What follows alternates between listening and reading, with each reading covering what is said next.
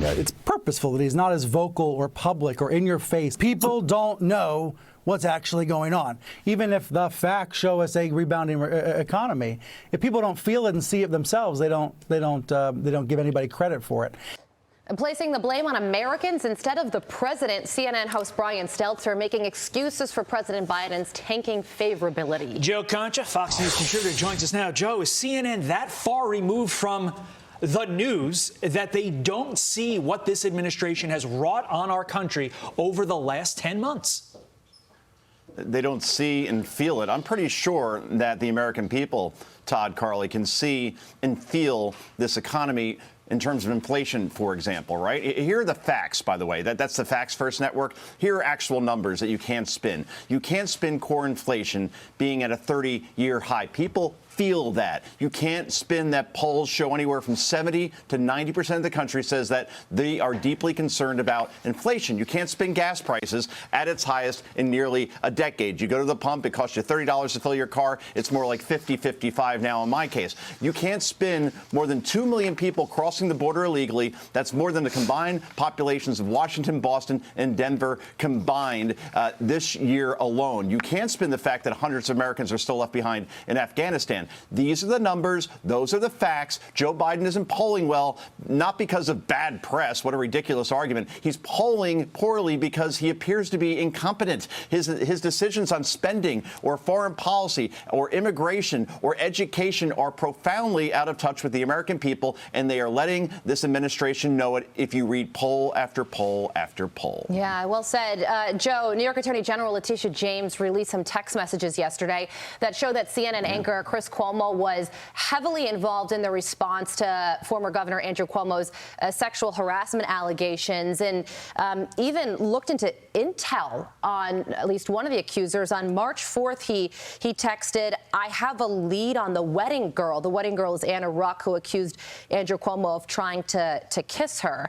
And CNN released a statement in response. They say, "We will be having conversations and seeking additional clarity about their significance as they relate to CNN over the next several days." So they say they're looking into it. What is your reaction to this situation?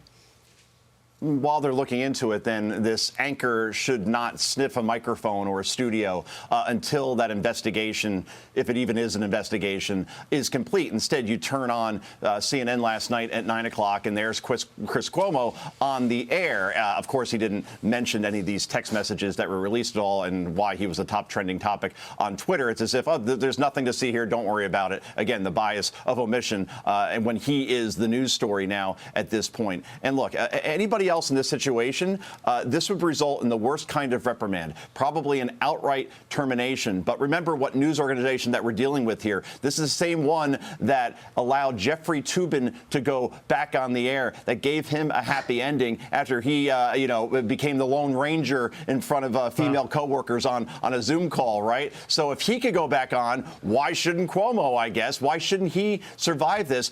But as you mentioned, Carly, this is the version of a political hitman that is now occupying that 9 o'clock spot over there.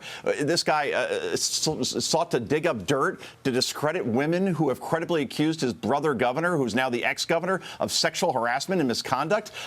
So I guess CNN, they're going to do a thorough review. Okay, let's see what happens. But he was on last night. That may tell you how seriously they're actually taking this. What does the rest of the nation think about that? About 30 seconds to you, Joe. I can't believe the American people are that stupid that they don't see through this.